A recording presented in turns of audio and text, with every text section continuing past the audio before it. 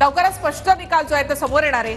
मात्र या कलांनुसार सुद्धा भाजपचं कमळ दिल्लीमध्ये फुलणार हे स्पष्ट दिसतंय। हरियाणा आणि महाराष्ट्रामधल्या निकाल जर पाहिले विधानसभेचे निकाल तर त्याच्यावरून भाजपची जी विजयी पताका त्यांनी फडकावलेली होती त्याच्यावरून विरोधकांनी टीका केलेली होती की मोठी राज्य जी आहे ती भाजपकडे आणि छोटी राज्य जी आहेत ती भाजप स्वतः विरोधी पक्षांना अशा पद्धतीने टीका जी आहे ती विरोधकांकडून करण्यात आलेली होती। मात्र दिल्लीला जरी राज्याचा दर्जा नसला तरी राष्ट्रीय राजकारणामध्ये या निकालांचा परिणाम जो आहे दिल्लीमधल्या निकालांचा परिणाम जो आहे तो सातत्याने पाहायला मिळालेला आहे। त्याच्यामुळे दिल्ली जी आहे ती आता भाजप स्वतःकडे ठेवण्यामध्ये भाजप त्या ठिकाणी जिंकून येण्यामध्ये कुठेतरी यशस्वी ठरत असल्याचं भाजप 50 आणि आप 19 जागांवर आघाडीवर, काँग्रेस एका जागेवर या ठिकाणी आघाडीवर आहे।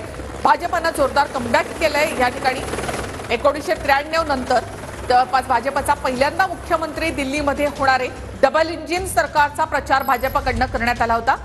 और लढो आपस में असं ओमर अब्दुल्ला यांनी ही पोस्ट केलेली आहे। ओमर अब्दुल्लांची ही पोस्ट आहे, दिल्ली आपच्या हातून गेली, इंडिया आघाडीमध्ये बिघाडी, और लढो आपस में असं ओमर अब्दुल्ला यांनी म्हटलेलं आहे। त्यांची ही पोस्ट आहे। दिल्लीमधल्या या निकालानंतर आपापसात लढाल तर हेच होणार असा टोला त्यांनी आपला या ठिकाणी लगावलेला आहे। काँग्रेस आणि आपला दिल्लीमध्ये काँग्रेस आणि आप हे वेगवेगळे लढले होते, त्याचा कुठेतरी फटका बसला असं उमर अब्दुल्ला यांना वाटतंय। इंडिया आघाडीमध्ये सर्व काही आलबेल आहे असं जरी नेते इंडिया आघाडीचे सांगत असले तरी आताचा हा निवडणुकीचा निकाल जर आपण पाहिला, हे जर कल जर आपण पाहिले तर आता प्रतिक्रिया सुद्धा येत आहेत। निवडणूक आयोगाच्या आकडेवारीनुसार भाजप 32 आणि आम आदमी पक्ष 14 जागांवर या ठिकाणी पुढे असल्याचं पाहायला मिळतंय। निवडणूक आयोगाच्या आकडेवारीनुसार भाजप 32 आणि आप 14 जागांवर आघाडीवर, तर भाजप 47 आणि आप 22 जागांवर आघाडीवर, काँग्रेस एका जागेवर या ठिकाणी आघाडीवर आहे। भाजपनं आपली आघाडी इथे कायम ठेवली आहे, तर आप मात्र 22 जागांवर या ठिकाणी।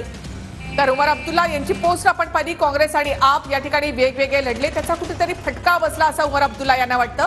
इंडिया आघाडीमध्ये आप काँग्रेस एकत्र असले तरी पंजाब आणि दिल्लीच्या निवडणुकीत सुद्धा आपनं काँग्रेसला दूर ठेवलं, याचा कुठेतरी फटका बसला असं उमर अब्दुल्ला यांना वाटतंय।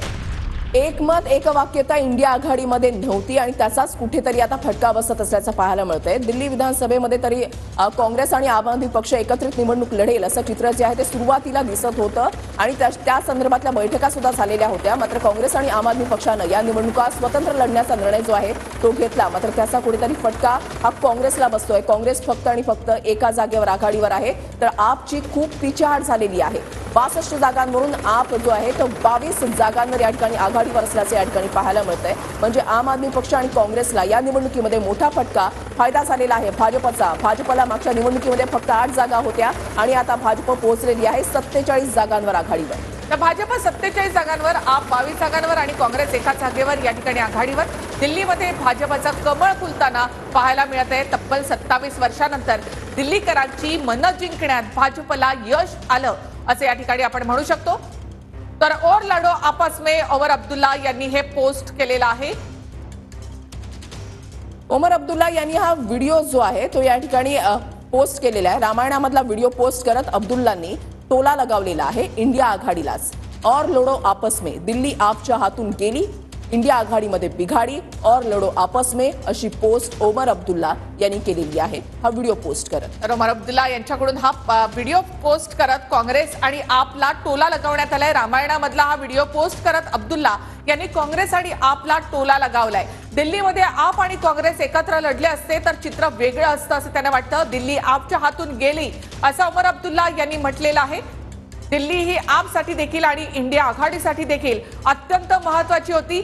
संपूर्ण मध्यमवर्गीय शिक्षित वर्ग दिल्लीमध्ये आणि देशाची राजधानी, आणि त्यामुळे इथली सत्ता राखणं हे इंडिया आघाडीसाठी सुद्धा अत्यंत महत्त्वाचं होतं।